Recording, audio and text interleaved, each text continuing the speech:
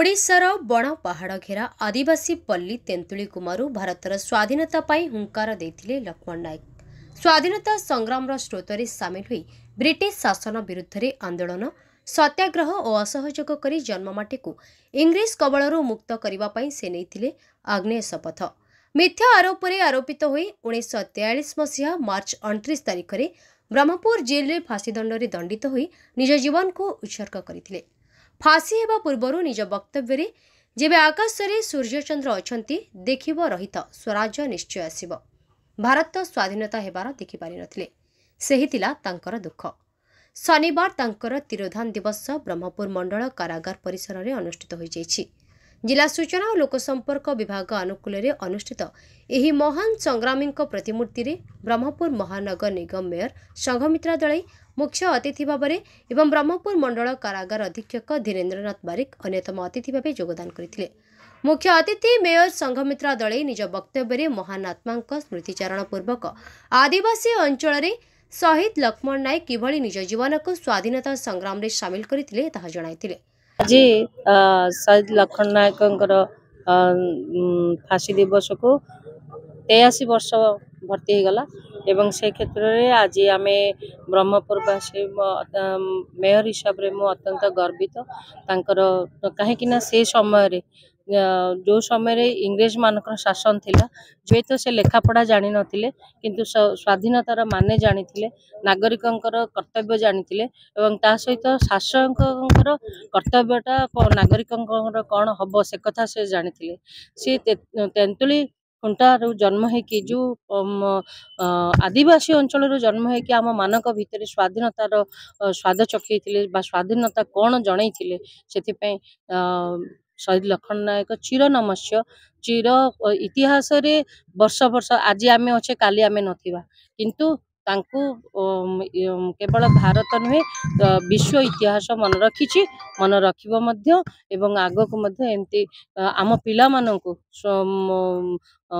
देश प्रीति शिखेबा को हेले ये जने प्रकृष्ट उदाहरण बोली मु कहि।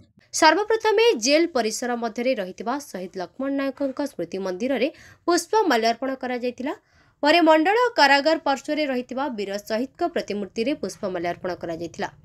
भारप्राप्त उपनिर्देशक रविनारायण बेहेरा परिचालना और अध्यक्षतार अनुष्ठित एही कार्यक्रम में ब्रह्मपुर उपखंड सूचना और लोकसंपर्क अधिकारी रश्मिराणी निमाका, ब्रह्मपुर सहरर बहु विशिष्ट व्यक्ति, मान्यगण्य व्यक्ति, अनेक सांबादिक गण और मंडल कारागार समस्त कर्मचारी उपस्थित थिले।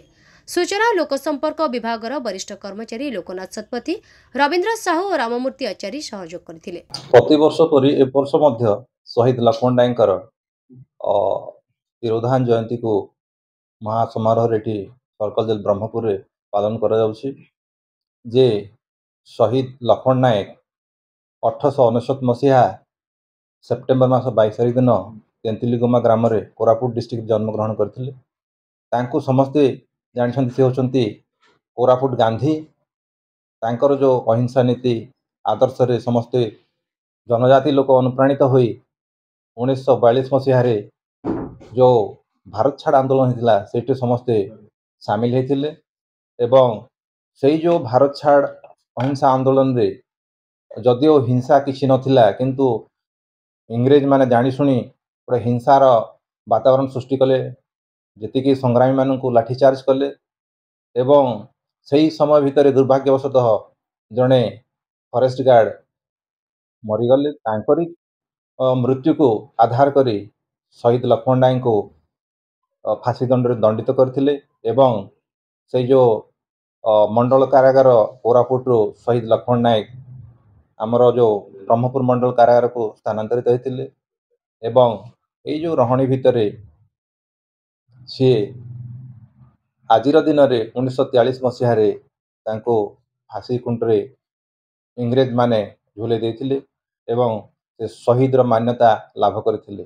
तांकर फांसी खुंट को जीवा पूर्व से गोटे पद कथा कही जदि सूर्य सत्य चंद्र सत्य ताले निश्चित भाव में भारत मादिने स्वाधीन हम सतक सत तांकर सही पद कथा सत्य परिणत है। जदिओ से स्वाधीनता देखी नाहंती किंतु तांकर जो बलिदान आमे के भूली परिबा नहीं। समस्ते जानती आज हूँ शहीद लखन नायक शहीद दिवस आज दिन ये जो पछपट आप देखुं से जगह फांसी दि जाइला।